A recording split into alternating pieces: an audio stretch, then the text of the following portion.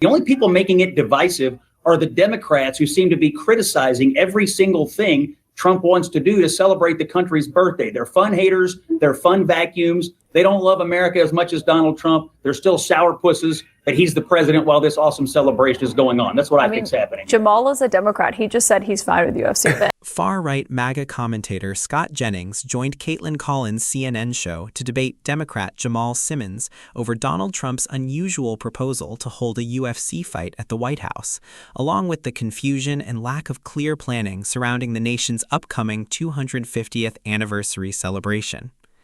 We're going to take a look at some clips from this exchange between Scott Jennings and Jamal Simmons on Kaitlan Collins' program, and I'll also be sharing my reaction to the points that were made throughout the discussion. Let's dive right into it. Tonight we're learning more about who exactly has made the invite list for President Trump's made-for-TV UFC event at the White House next month. The Pentagon is now recruiting uniformed troops to attend, but not all of them qualify. In the words of one defense official summing up the policy to CNN, they said, quote, "No fatties." Memos reviewed by CNN show that the tickets will only be given to service members who meet a certain waist-to-height ratio. A source at the Pentagon said that senior leaders, quote, "want attendees to look good on camera during the event." And the source added, basically, no fat soldiers. With construction underway on the White House South Lawn to build the massive cage to set up for this event on June 14th, here's a look inside how the event came to be. That massive structure that is dwarfing the White House behind me isn't part of President Trump's large-scale renovation of Washington that's been underway now for months, but is instead only temporary and is what UFC has actually dubbed the Claw. It's being erected on the South Lawn of the White House ahead of the UFC fight that is scheduled to be held here on June 14th on the South Lawn, which happens to be President Trump's birthday and is part of the events leading up to the celebration of America's 250th birthday. It's an idea that UFC President Dana White says President Trump suggested to him last summer. We're literally at a fight, and I can't remember if it was New Jersey or Miami. And he looks at me in the middle of the fight and says, "You know what? We should do a fight at the White House." And I'm like, yes, we should do a fight at the White House. That fight, a first in the nation's history to ever be hosted on the White House South Lawn. All people invited, our country is invited to this, it's free. The renderings for the event, UFC Freedom 250, showcase a massive display, including a fighting cage known as the Octagon, just outside the president's bedroom window. A huge red, white, and blue lighting structure, dubbed the Claw, towers overhead, and there will be massive TV screens and seating for a watch party on the ellipse that can accommodate approximately 85,000 fans. And 100,000 people in the back where they're putting up 8 or 10 very big screens. There will be a press conference at the Lincoln Memorial, and weigh-ins will take place at the ellipse the day before. UFC is going to be here. Dana White, the great Dana White, he's building literally a stadium, a 5,000 seat arena right outside the front door of the White House. The administration is calling the mixed martial arts event a showcase of American greatness. This will be the greatest show on earth. But critics argue it's out of touch, with California Governor Gavin Newsom sarcastically writing, "Thank God they are focused on the priorities of all Americans." Asked about who's paying for all of it, the White House responded to those questions on social media with 3 letters. Quote, UFC. There is one thing that the UFC CEO, Dana White, is worried about. The weather. I hate outdoors. Outdoors is just way too unpredictable. If it rains, we're going. If it snows, we're going. The only thing that will stop us is lightning. Dana White is a longtime friend of the president's, speaking at the last 3 Republican national conventions while praising his early support for the UFC. Donald was the first guy that recognized the potential that we saw in the UFC and encouraged us to build our business. Now, White will be by Trump's side when the South Lawn is filled with fans. A White House official told CNN that 1/3 of the tickets are reserved for military members and their family, 1/3 for White House staff and their family, and 1/3 for VIPs. I have never seen anybody want anything so much as people want those tickets. It's a one of a kind. Certainly one of a kind. My political sources are here. Jamal Simmons worked in the Biden White House. Scott Jennings served under President George W. Bush and is inexplicably joining us from a baseball stadium tonight. Jamal, I'm going to start with you since you're in studio. What is your take on the Pentagon putting out these restrictions for ticket recipients here? Well, first of all, let me start here. When you win the White House, you get to have whatever event you want to have at the White House. I know there are some people who think this is probably not the greatest event for the president to have, but it is in line with his base. It's in line with his brand. So just as a communications professional, I understand why they did it. Now, more military members should have a chance to participate in this. It shouldn't be whether or not you meet a I understand some people aren't being flown in. They have tickets, but they've got to get themselves there. If I were the White House, I would get military members to this event if they really want to show their commitment to it and not just let it be for the people who are Washington based or people who can afford to get to the White House. Yeah. I mean, Scott, do you think that there should be height and weight restrictions on which members of the military can come? Look, I didn't know much about this until we decided to do this conversation. I asked the White House point blank, is this true? And I was told, quote, fake news from the Washington Post. So without being in the middle of it, I can only tell you what I've been told by the White House is that there are no restrictions. They are inviting members of the military. They're excited to have members of the military there. And as for these Democrats who are criticizing this, why do they have to be such fun vacuums? This is cool. Teddy Roosevelt had boxing matches at the White House. Donald Trump is the modern Teddy Roosevelt. And I agree with Jamal. When you win the White House, you get to do things at the White House. This is very in line with the president's brand. And it's cool, which I guess is why Democrats hate it. Well, I mean, Jamal is a Democrat, and he says that it's fine with having it. But there's literally a memo that said ticket recipients are required to meet the Department of War waist to height ratio standard of less than 0.55, as well as all service-specific physical fitness test requirements. That means troops would have to have a maximum 37-inch waist for the average man and a 35-inch waist for the average woman. I mean, there's a memo on it. Well, look, I know the military has standards on physical fitness. Beyond that, I don't know what to say about it other than the White House says they're happy to have military members come to this awesome event at the White House. And it sounds to me like it's nitpicky and will find a way to criticize something that otherwise was kind of a communication stroke of genius. So, look, I'm not in the middle of who they're inviting or how they're inviting it, but I think it's pretty awesome they're bringing members of the military in.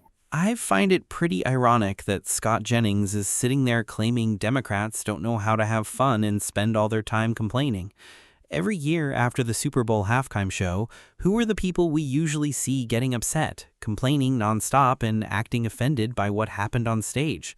More often than not, it's Republicans, MAGA supporters, and commentators like Scott Jennings. We saw the exact same thing when Bad Bunny was involved, and many people in MAGA circles completely lost their minds over it.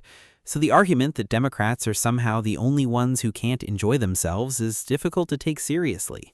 As for the service members, if there really was some kind of weight or waist size requirement being discussed, that honestly sounds very much in line with Trump's way of thinking. He has always seemed focused on how other people look while rarely applying those same expectations to himself. It honestly wouldn't surprise me if something like that was considered by people around him. To me, though, it feels like a completely unnecessary controversy, because how much attention are service members actually going to receive on television during an event like this? I don't think viewers are going to be watching and pointing at the screen saying, that military member is overweight. It just doesn't strike me as a real concern. At the same time, it fits with Trump's pattern of expecting a certain image from everyone around him while holding himself to a very different standard. When it comes to the entertainment aspect, I'm not a huge UFC fan myself, so I don't completely understand the excitement. That being said, I don't think there's anything wrong with holding fun events while also dealing with serious issues facing the country. The real problem is that Trump doesn't appear particularly focused on addressing the challenges that affect everyday Americans. Life can't be filled with bad news every single day, and I think concerts or other celebrations for the country's 250th anniversary could make sense if they were organized well and featured entertainers that people genuinely wanted to see. The larger issue is that a lot of people simply don't want to be connected to Donald Trump. As for the UFC angle, I looked into the numbers and found estimates suggesting that somewhere between 1.7 and 9% of American adults regularly watch UFC or consider themselves fans. That means well over 90% of Americans are not especially interested in it, which makes this feel less like a celebration meant for the entire country and more like another event designed to feed Donald Trump's ego rather than unite Americans around something with broad appeal. And I got to say that point does make it sound like they're trying to use members of the military as props. They're using them as backdrop for the president's political priorities. That part, I would fix that. They need to let people come in the military because we're honoring them for their service, not for their looks. Well, I mean, the other part of this is part of the celebration in the lead up to America 250, Jamal. And obviously on this front, in terms of what this looks like, is huge celebrations that they're planning for America 250, a big concert that's supposed to take place. Several of the artists, though, who were announced to perform are now pulling out of this. And just a few of them, Morris Day wrote on Facebook, it's a no for me. We've got Bret Michaels citing a similar issue, saying that unfortunately what was presented to us as a celebration of our country has evolved into something much more divisive than what I agreed to be a part of. Others have said, young MC, I have informed my agents that I will not be performing. They were not told about any political involvement in this event. I mean, you could see on and on. There are multiple artists here who say, I thought this was going to be just a patriotic celebration and now fear that it is becoming political. Yeah, well, one of the artists that he had booked was Milli Vanilli, who were notorious for being a fake Grammy recording band. And so it's a problem for an administration that I think people look at and say, what's real inside this administration? They're even booking fake musical acts. A fake band for a fake president. To come and perform. The president, for the 250th anniversary, should be finding ways to bring us together. But we are finding he's doing things like wanting to produce a $250 bill with his face on it. Those aren't things that unite the country around something that we should all be cheering for. Instead, there's sort of sticking his finger in the eye of people who disagree with him at a time when he should be bringing us together. We did hear from Vanilla Ice Scott, who said this on TikTok about the event. Honored to do this concert with everybody. We're going to bring back the 90s. Put your dancing shoes on. We don't take anything too serious, man. We're going to bring the 90s. That's how it works. Go Ninja, go Ninja, go. Scott, what do you make of that?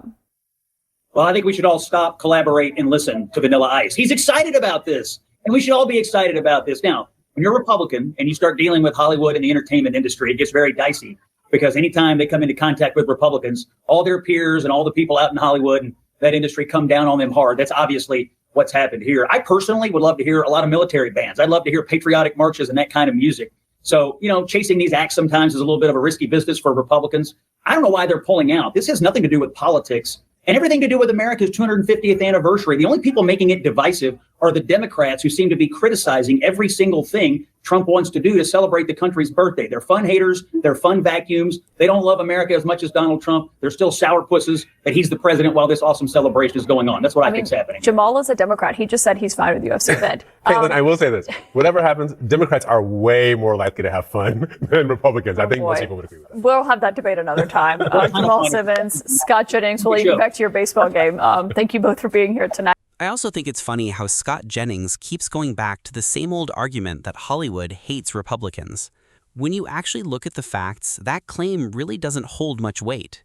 Sylvester Stallone and Arnold Schwarzenegger are two of the most successful and recognizable movie stars of all time, and both have long-standing ties to the Republican Party.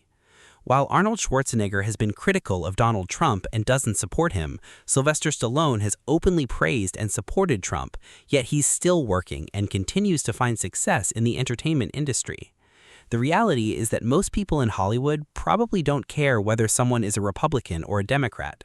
What they usually have a problem with are people who constantly create tension, start arguments, and try to pit people against each other. And if we're being honest, a lot of MAGA figures have built their public identity around being confrontational, divisive, and difficult to work with. Think about it from the perspective of any regular workplace. If there was a coworker who constantly created tension, started arguments, and tried to pit people against each other, most people probably wouldn't enjoy being around them. That's not really about politics, that's just basic human nature.